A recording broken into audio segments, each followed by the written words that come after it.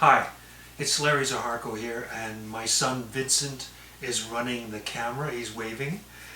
Some people have asked me, I do this workshop with students at school in the springtime where we grow heirloom tomatoes and other plants for their gardens. And some people have asked they'd like to do it at home, and this is a good time of year. It's Start of April. It's a very good time of year to, you still have time to put in some seeds, and everybody's worried about how difficult it is, but it isn't. You just need a container, some dirt, some seeds, and some water. And I use any kind of container. Some of the best ones are those ones that you, when you buy a salad from the grocery store, they're wonderful to use, okay? So today we're going to plant radicchio from the Mountain Grove Seed Company, who've been really wonderful, encouraging students every year. They give me a lot of seeds to help.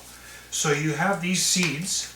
The first thing I do is, I always forget to do this, so I'm doing it right now, is label it. So I put the label and the date that we're doing this. And then I take some soil, potting soil. This potting soil I got from Rona. They give me the packages that are busted open at a very good price because, you know, I'm paying this for myself and we're doing it in the schools with the students. So you put some soil at the bottom, some potting soil, open up the packet, and I like to open up the packet over the soil and into my hand so that I can see how many I'm doing, okay? Because some of the seeds are very, very, very small. So you hold that there and you take them and you just sprinkle them so that they're evenly put in this soil.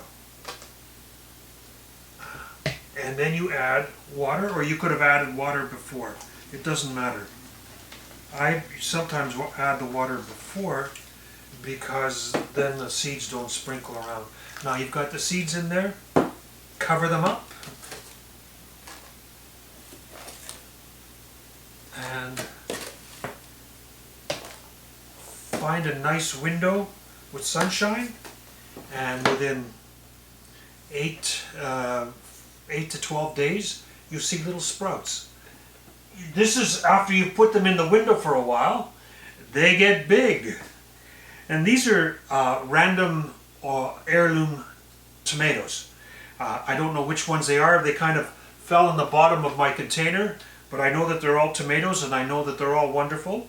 So you take them out by reaching to the bottom, because you don't want to pull them. It's like pulling a kid up by their head. And you want as much root as possible. And these are all jammed together. And they're all tall.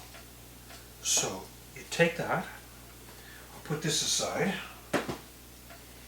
You take a cup.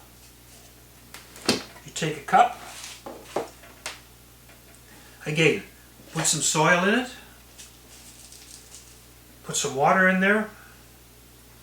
Be generous with the water. And now you break these up by turning the plant upside down and shaking, because you don't want to break any of those beautiful roots. And you want all of this to turn into roots. So you put it in as deeply as possible. Okay? So that only the little bit of tip, and then you just get some more soil and put it around. Tuck it in there nicely.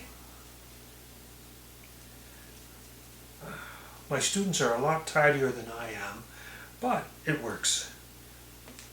Now, what started out as a very tall, and people are going to say, how come this was so tall? Why do you have this little thing left?